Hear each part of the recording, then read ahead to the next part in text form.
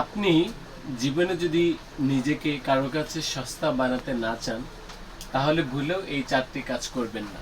Number 1, কারো গায়ে পড়ে উপকার করতে যাবেন না। নাম্বার 2, কেউ ডাকলেই আপনাকে যেতে হবে, এই স্বভাব ত্যাগ করতে হবে। নাম্বার 3,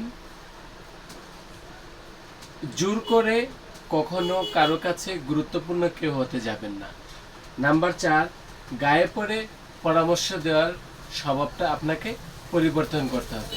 যদি আপনি কাউকে গায়ে পড়ে পরামর্শ দেন, যদি গায়ে পড়ে কারো উপকার করার চেষ্টা করেন, সে মনে করবে তার কাছে আপনার স্বার্থ আছে, আর স্বার্থ সিদ্ধি হাসিল করার জন্যই আপনি তাকে পরামর্শ দিচ্ছেন, তার উপকার করার চেষ্টা করছেন। তাই কেউ যদি প্রয়োজনে হলে আপনার কাছে আসে, আপনি তার উপকার করবেন, না হয় আপনি জোর করে কারোর কাছে বা কাউকে উপকার করার চেষ্টা করবেন না। সবার জন্য শুভকামনা রইল। আল্লাহ হাফিজ।